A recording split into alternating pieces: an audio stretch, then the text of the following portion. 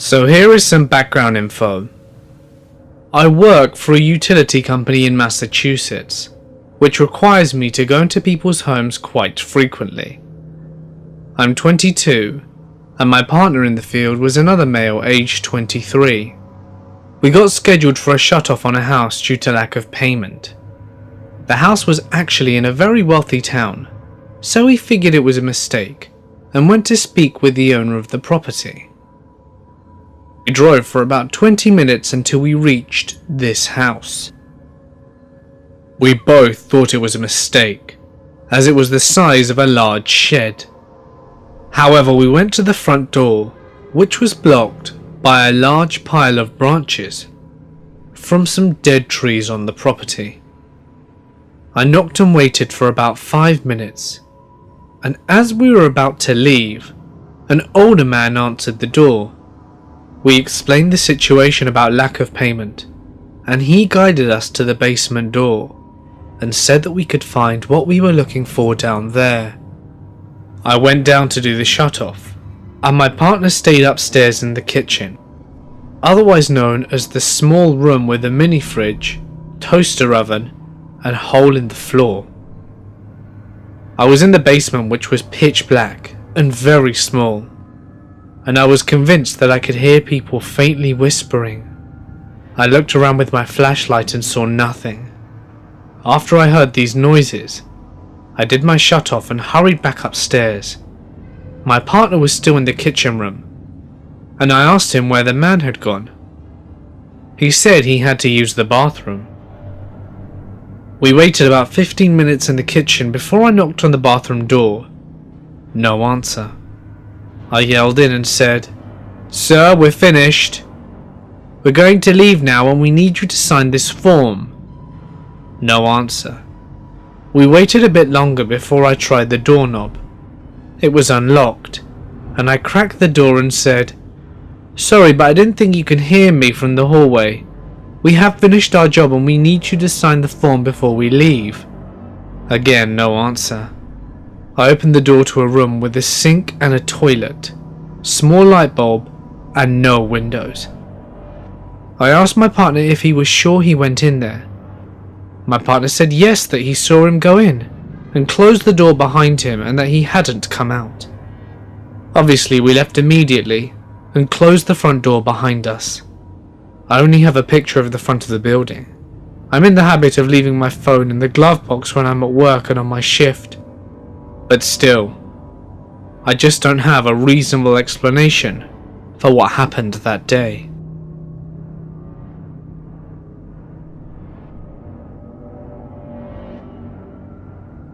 My grandfather was a bad man. He was an alcoholic, extremely violent. He actually tried to kill my grandmother in front of their kids. Now, one of his less horrible acts was abandoning my grandmother with their 6 kids, all under the age of 12. Some of his kids had maintained minimal contact with him. He lived about 30 or 40 miles from my grandmother and the 2 kids who'd stayed in this area. When he was in his 80s, he was hospitalized and passed away in the middle of the night. In the morning, his oldest child, one of my aunts, went to the morgue to identify his body and fill out the paperwork. On her way there, she stopped by my grandmother's to break the news. Just as she was about to tell my grandmother what had happened, my grandmother said, "Oh, it's a sad day. He died just past midnight, I imagine." Now, my grandmother had begun to show some signs of dementia or basic old age, and so the weird comments weren't too out of character, and my aunt assumed that the hospital had let one of the siblings already inform her of the news. My aunt just shook it off and drove to the morgue. When she went to go and read through the death certificate, she was shocked to see the time of death listed as 12:10 a.m. On her way home, she stopped back at my grandmother's house and asked her who had called her to tell her the news, and asked why she knew what she did about his death, and especially the fact that it was just past midnight. My grandmother then said, "He came to see me at 12:30 and we talked for a spell. He wanted to apologise for all that he had done to me and you kids. I think he made his peace and was able to move on. so I'm glad for that. My grandmother then went to resume her humming and doing a jigsaw puzzle.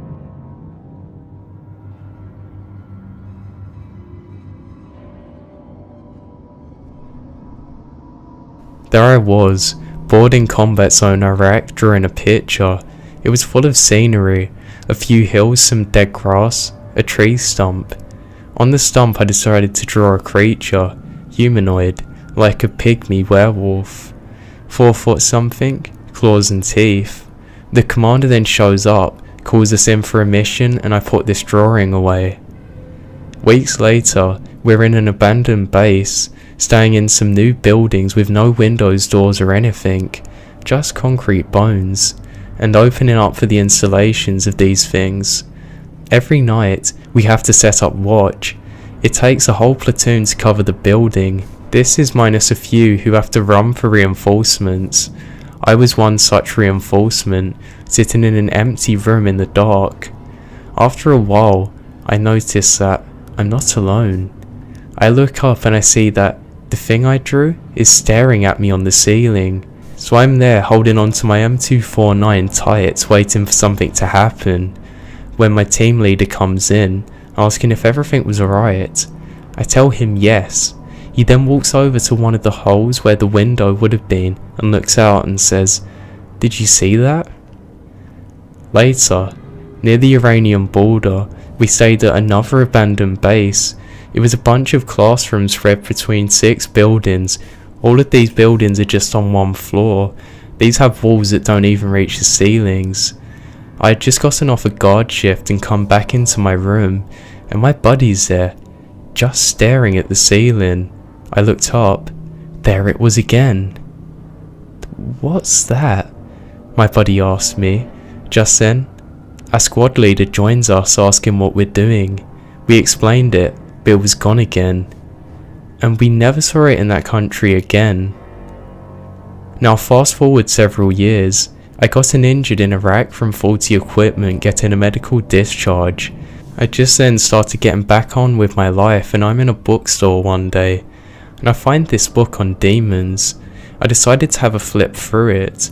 What I saw sent shivers up my spine. There it is, the exact same thing that I drew, the exact same thing that I saw twice at 2 different locations, preceding a personal injury that plagued me to this day.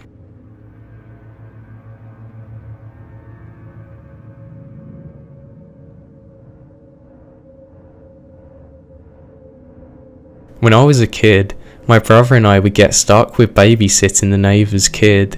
His name was Alex. Alex was really fond of my Lego set that I had in the corner of my room facing the window. He would play it for hours, staying preoccupied, while my brother and I would play video games in the living room. So one night, I fell asleep on the couch while babysitting. My brother then came to me and said, "Alex is under your bed, shaking." I asked what's wrong with him. My brother told me to follow him into the room and try and talk him out from under the bed. I go inside to find him on the verge of tears as he was trembling profusely under my bed. I asked Alex, "What's wrong? Why are you under there?" And he whimpered, "It," while looking at my side closet. As I walked towards the bed to try and help him out, he ran. He ran all the way back over to his house and waited on his front steps until his parents got home. Now, my parents were out to dinner with his, and he explained the whole story in detail to both of his parents and mine. The explanation that was given sends pure shivers down my spine. My mum told me that while Alex was playing with Lego, he heard a slight mumbling from the closet, something that resembled a faint vocalization of "come here." He said that he looked behind him and noticed that the closet had a slight opening with light peering in from my lamp.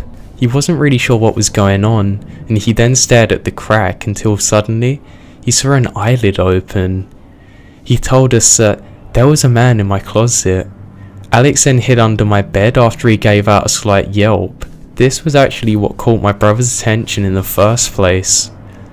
My family then rushes into my house and into my room. In horror, we find that my closet door rocked open, my window had just been left open which had previously been closed. There was also things everywhere on the floor that had previously not been touched. After investigation, my parents found that there was no way it could have actually been a man. We still have no idea to this day what force we were reckoning with. I don't think I want to know though.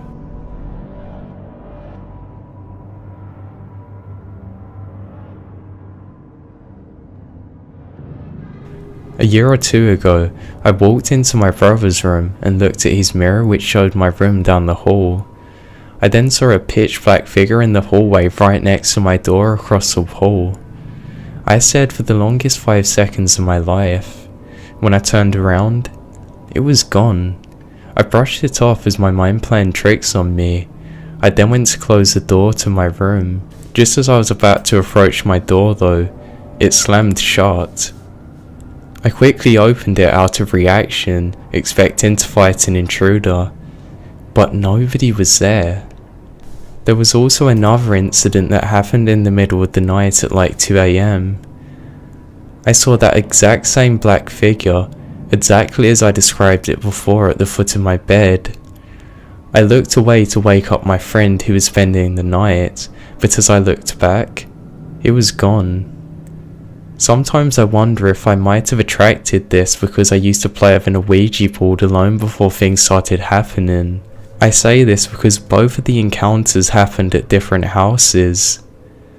I'm just hoping that maybe I'm slightly schizophrenic.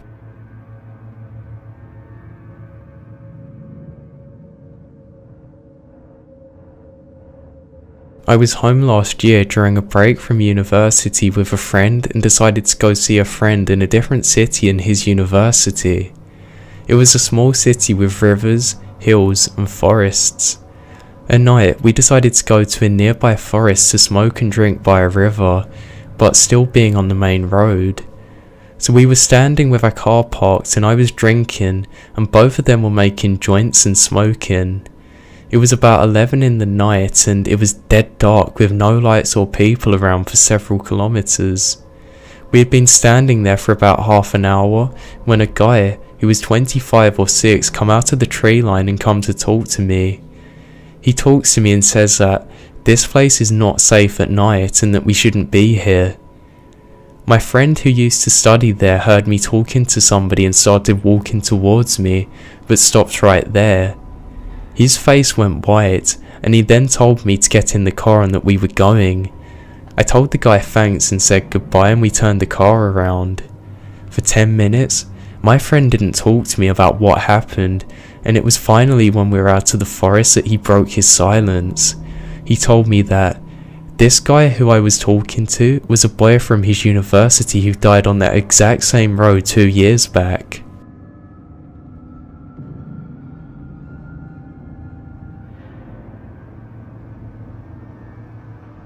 The only pictures I have seen of my grandparents are 2 black and white photos of them in my den. My mother always spoke very highly of her parents, and I'll see her tear up now and then when she speaks of them.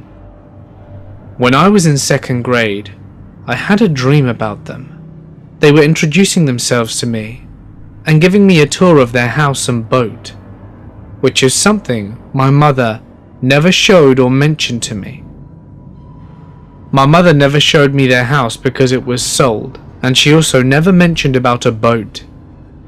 They made me a huge dinner and invited all of my aunts and uncles, but in the dream they were children instead of adults, and my grandma even showed me her famous sauce she made every Sunday, which is something that my mother never told me about. It was all very happy and upbeat, and at the end of the dream my grandma pulled out my speech notebook. I had to use a speech notebook because I had a speech tutor to get rid of my lisp at the time. She began to write in it, and then she closed the book and turned it to me and said, "I have to go now. I love you." And I just woke up like that, and it was daytime. I ran to my parents' room and told them my dream. I explained how the house had looked, and my mum began to tear up. She said her childhood house was just like that. As I was explaining it, she showed me some pictures that matched the house in my dream. She also explained her father's love for his boat, and how every Sunday, her mother would invite all the cousins over for dinner, and she would make her special sauce. She was now crying pretty bad, as all the details in my dream were very accurate. I then remembered the notebook and ran downstairs to get it, and there it was, on the very last page written out, "I love you always, Grandma," with a little picture of a boat drawn underneath it. I couldn't believe my eyes. I ran to show my mother, and her jaw dropped. She began sobbing now, saying that it was without a doubt her mother's handwriting. I'll never forget this experience, and I truly believe that it was my grandparents' way of meeting and connecting with me.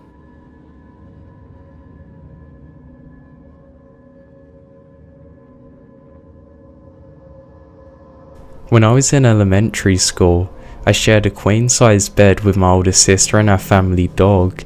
She would sleep at the foot of our bed every night. So when I was about 6 years old, I woke up one night around midnight and saw a dark figure standing at the foot of the bed. The figure was entirely in black without eyes or a face. I tried to wake up my sister, but she rolled over to go back to sleep. My sister must have accidentally kicked the dog, because the dog woke up and raised her head and started growling at the figure at the foot of the bed. This sound then woke up my sister, and she then saw the figure too and started screaming. My parents then come rushing into the room, and as soon as they turned the lights on, nothing was there. To this day, both me and my sister are adamant that we saw a ghost or a demon in our room. We know we weren't the only ones who saw it because our dog was going crazy too.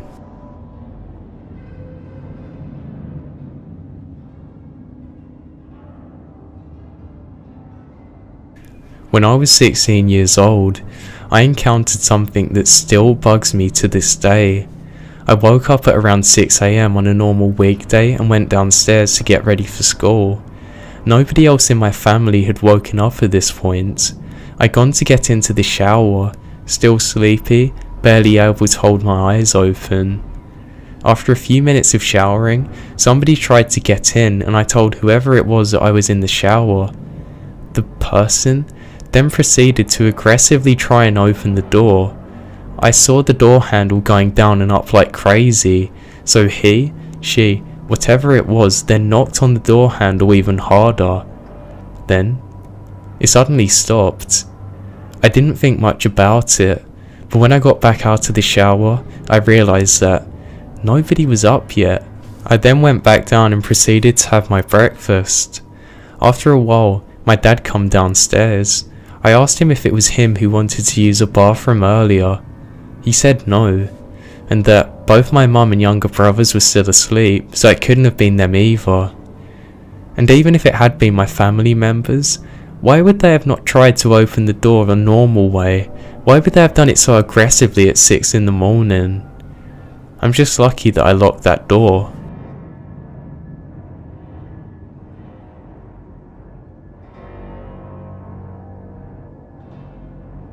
A few years ago one night at around 3 AM, my wife and I were sleeping and I feel myself slowly waking up from a really deep sleep. My eyes started lifting up and as soon as they were focused on the lamp on my dresser, it slid off and shattered onto the floor. My wife and I quickly sat up and looked at each other, both horrified at the startling noise. We then agreed we would clean it up in the morning and went back to sleep. The next morning when we woke up, the lamp was at the foot of my bed. It was about 5 feet from where it fell. It was completely intact though, not broken whatsoever. We're still trying to make sense of it.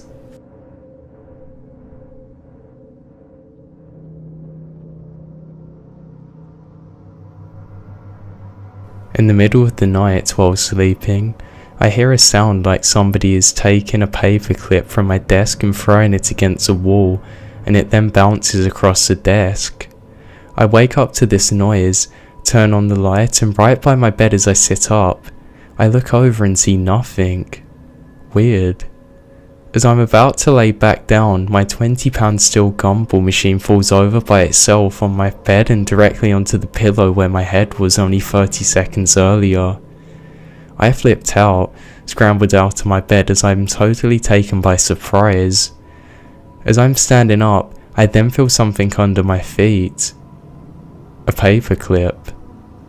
I put the murderous gumball machine on the floor and the paperclip back on my desk and crawl into the safety of my comforter. Nothing like this has ever happened again.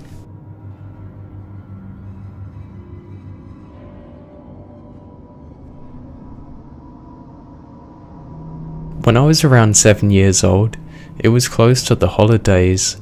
The house I grew up in has a downstairs and a downstairs basement. So I left my pillow downstairs, and after a long movie binge, I went down to grab it. I grab the pillow and look up, and I then see that there's a man on the other side of the room, dressed in all grey, just looking around, paying no attention to me. Weird thing was, he was entirely in grey, head to toe, skin colour and everything grey. I'm just staring, jaw wide open, completely petrified with fright. He looked up at me, notices me, able to see that I can see him. He then dropped his jaw, lower than seems humanly possible, almost as if he was screaming at me, but with no sound, pure silence. He then ran through the wall and disappeared.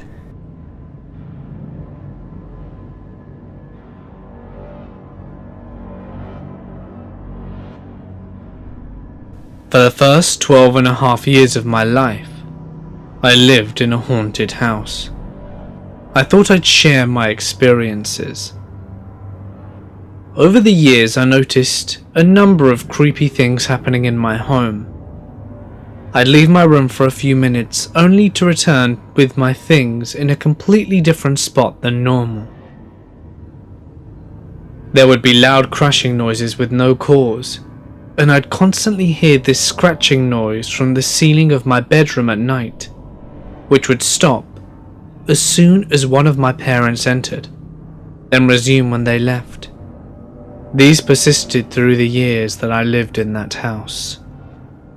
My first sighting was when I was 5 years old. Though this was more than just likely a dream, I woke up in the middle of the night and saw my father's head directly facing me and smiling creepily, floating down the hallway, in a low frame rate type of way. In spite of my father still being alive and well, it creeped me right out, and I couldn't get back to sleep for the rest of the night. A few years later, my sister and I were playing in the playroom when we caught a glimpse of someone watching us from the other room. When we looked, they hid behind a wall.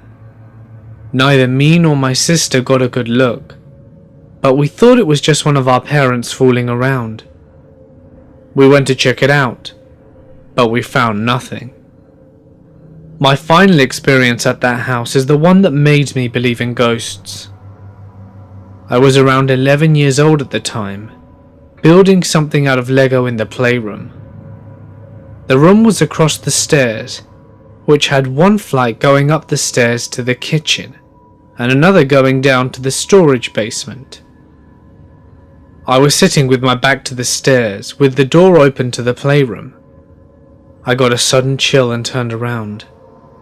What I saw was a boy with pure white hair and skin, with a grey outfit floating down the stairs from the kitchen, then floating into the basement, fading away as it went down the stairs.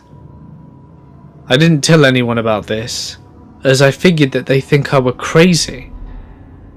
My family moved to our current home a couple of years later, and one day we somehow got onto the topic of ghosts, and I decided to share that I had seen a ghost in our old house. It is at this point my sister pipes up and asks if it was a little boy, then goes on to describe the exact same spirit that I saw. For me, this confirmed that our old house was haunted. I had never told anyone about the ghost I saw.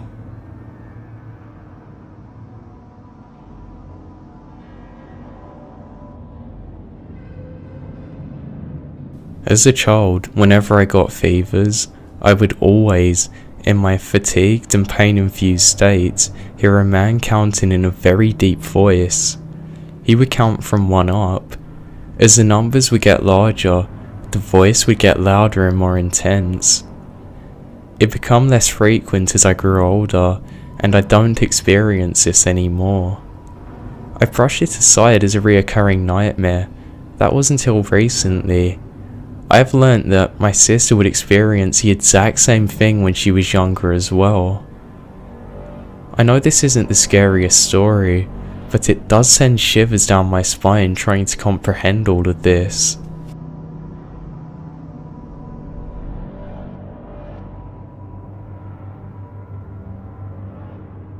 From 3 until 13, I lived in a nice home out near Yosemite National Park. There was nothing spectacular about it. There were 4 bedrooms, a den, a dining room, just a normal. Just down a little dirt road, and if you've ever been around those parts, you'll know it's absolutely miles away from civilization. My whole childhood I was visited by this girl in white. She never spoke. I would just wake up at night and see her feet there. I asked my dad, and his response every time was, "Men in our family can see ghosts." My rationale with this? I'm a skeptic, I remain that to this day, but the story that I'm telling now made me question all of this. Was that it didn't bother me. We did have some mild schizophrenia that was running in our family. I was sure that this was it. Now, she didn't look like other people. There was something off about her. Now, after my father died, my mum decided to sell the house. Now, we never once had contact with the buyers. We only knew them by their name. The buyers had a son who went to the same school as our neighbours, and the son apparently came to school without sleep repeatedly, complaining that there was a girl that watched him at night and that he needed to get out. Not knowing who or what that was still sends shivers up my spine to this day. I still have no idea what she wanted. I'm just glad that she doesn't visit me anymore.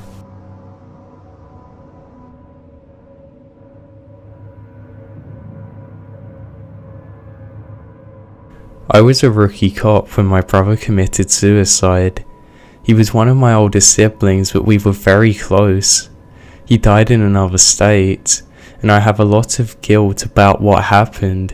I should have really recognized the signs. His remains were in a bad shape by the time he was discovered, so it was a closed coffin service.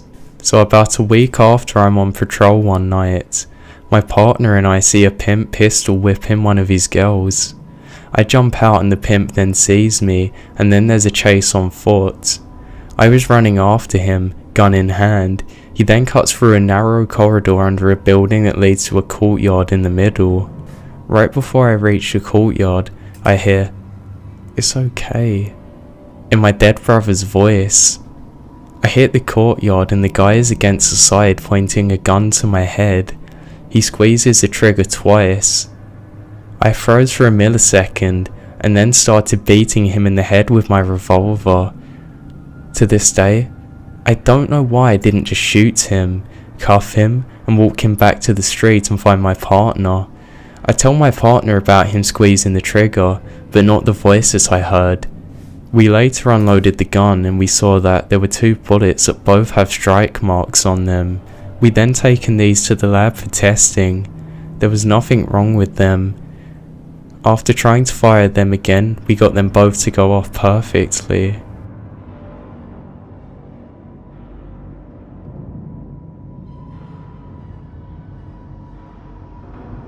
My stepmom and dad used to work opposite shifts for a while. He was on nights and she was on days. They had a set of baby monitors for when my sister and I were babies. My dad said that they could record short messages with them. They would leave each other messages out on the table for when they got home from their shift. This went on for a while. Once these shifts lined up, they didn't have to do this anymore, so just put the monitors away in storage. So unfortunately, she died of cancer at a really young age, and my dad had just gotten back from the funeral and was home alone. He spent that night going through their things, packing some of her stuff away. He said he had one of the baby monitors sitting out on the coffee table, and it suddenly woke him up in the middle of the night with an old message going off on repeat that she had recorded. It said, "I love you, Mike. I love you, Mike," over and over again. My dad told me that he just sat there on the couch in the dark and listened to her message until the batteries died. A couple of weeks later, he picked us kids up for the weekend. After my sister and I went inside, he was sitting on the porch smoking. A strong gust of wind suddenly blew, and he said he could smell the exact perfume that she would always wear.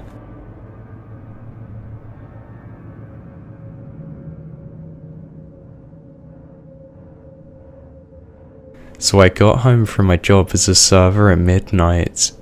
One of my roommates was in the Navy and was deployed at the time, and the other one was at his girlfriend's house. I cooked myself dinner, and as I'm cooking, my dog starts growling and barking towards the middle of the room at nothing.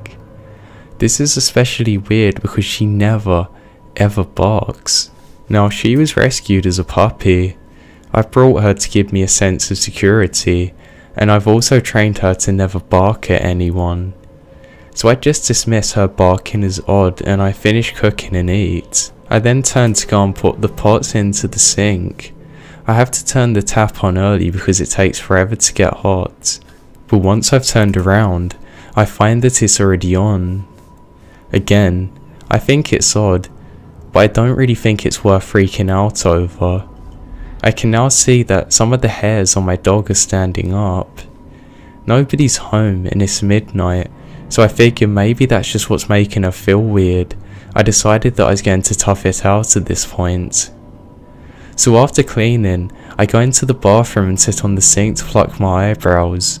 Now my bathroom was extremely small, with the sink immediately to your right as you enter, with the toilet next to this. The bathtub is at the end. The toilet paper dispenser is directly across from the toilet. It was a really narrow room, so you could reach a TP while sitting on the toilet. So the way I was sitting, the toilet paper dispenser was behind me. After 2 or 3 minutes, I hear a weird noise behind me. I turn around and I can see that the whole roll of toilet paper was unraveling as fast as it could be. It was like somebody was pulling it. I then got the hell out of the bathroom. At the same time, I felt the room become suddenly very cold. The thing was, there was no windows or doors except for the one leading into it, so it couldn't have just been a breeze causing this. I then put my dog onto a leash and ran out of the apartment faster than Usain Bolt. By the time this happened, it was already 2 AM. None of my friends were awake, so I spent the night sitting outside the door of the apartment. When I went back the next morning, the whole roll of toilet paper was on the ground.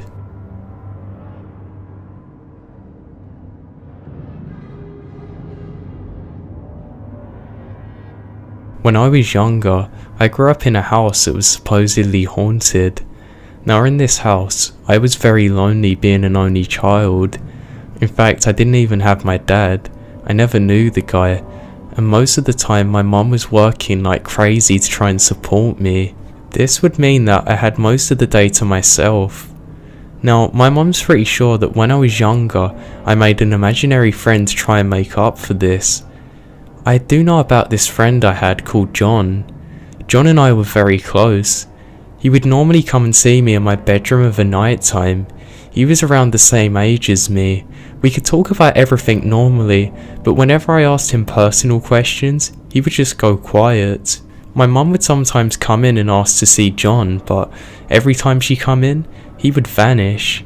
So there I was, looking like I was talking to myself, and obviously my mum never believed me. My mum did ask him what he looked like, and I told her he looked exactly like that painting in the corner there, and in the painting there was a young child standing in a field smiling. My mum would just kind of go, huh, okay, then she would just wander off. So fast forward a few years, we eventually had to leave that house because my mum couldn't afford to stay there any longer. This made me really sad because I wasn't going to be able to see John anymore. John also knew this, but We both said our goodbyes to each other, and well, that was all I thought of it. That was until years later that me and my mother returned to that exact same house. So the new owners were moving out and my mum got word of this and decided to take a quick look round with me. As we got into the house, everything was just like we had left it. It was clearly an old couple that had lived here after us and they clearly didn't change anything. As we were going through the house, it was exactly like we had left it. It was funny because I just remembered it all like it was yesterday. I then followed my mum through into the living room, and I suddenly got this weird overpowering urge to go back to my bedroom. I told my mum that I was going to go and see if anything I'd left in my room was still there, and she said okay, and I excused myself and went up the stairs. Now every step that I'd taken, I got this more and more powering urge to go up to my bedroom. This got to a point where I almost felt like crying. I had no idea why. Just as I stood on that step, I looked up the stairs and I could see him, John, smiling and waving back at me. It was really weird. It was just as I remembered. It wasn't like he was waving to say hello, it was more like he was waving to say goodbye, and I turned round quickly to go and call out for my mum, and I decided to glance back one more time before shouting to her, and he was gone, as if he was never there.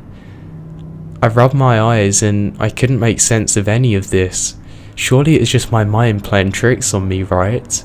So I decided to venture upstairs on my own. I started calling out for John. Now I didn't know it at the time, but this must have worried my mum because she come jogging up behind me. I then got into my room and I couldn't believe what I saw. There was that exact same painting on the floor from all those years ago that John was stood in smiling. Except this time, for the first time ever, it wasn't John in that photo. It was just an empty field. I knew for certain that my friend was in that photo before. As my mum followed up behind me, she saw the same thing as me, and I looked back at her and she just had her mouth open. It was clear she had seen the exact same thing as me. She also knew that John was in that photo before. It wouldn't have been possible for anybody to have changed it. It was almost like he had never been there in the first place. Now, I understand that that was John saying goodbye to me. Although our last encounter was very brief, I'm just happy to know that wherever John is, he's now moved on and is at peace. I hope we do meet again one day.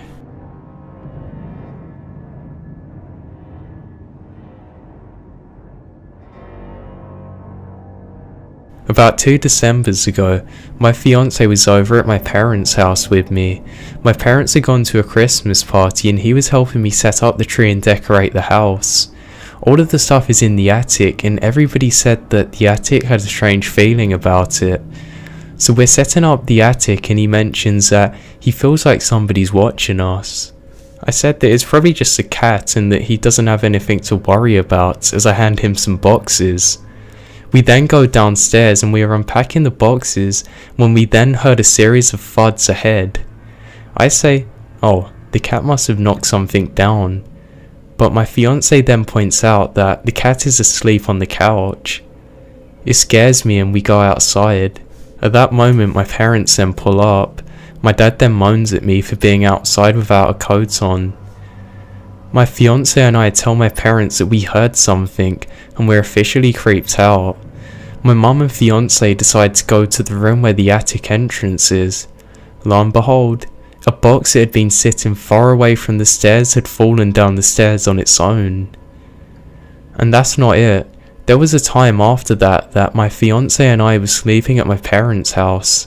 We were getting comfy and slowly dozing off. All of a sudden, right in my ear, I hear a demented, creepy voice saying, "Sweet dreams," and a crackle. I sit up and grab my fiance. I asked him if he heard it. He said, "Heard what?" I tell him I heard a creepy voice in my ear that told me sweet dreams. He was like, "Oh, I thought you meant that creepy laugh you just did." But there was nobody in the room with us, and I didn't laugh.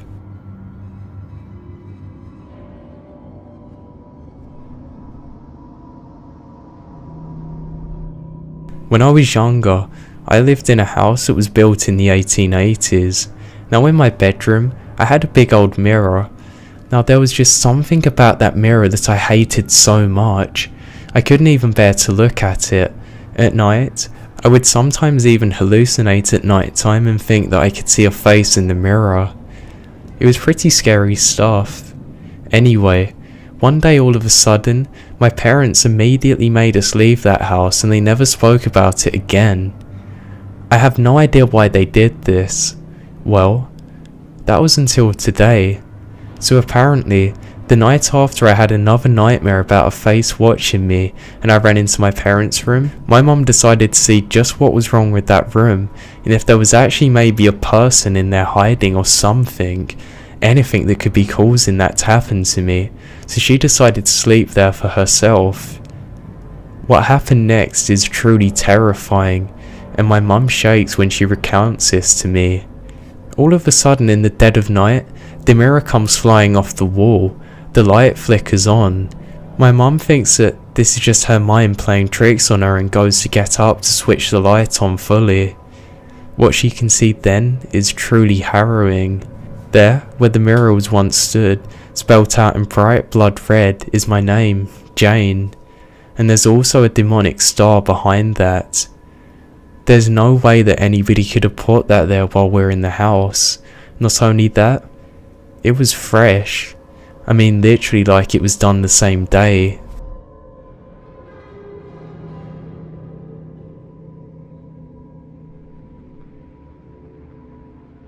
When I was around 12, my mother had to go out of town for a bit and she left me home alone for a few days.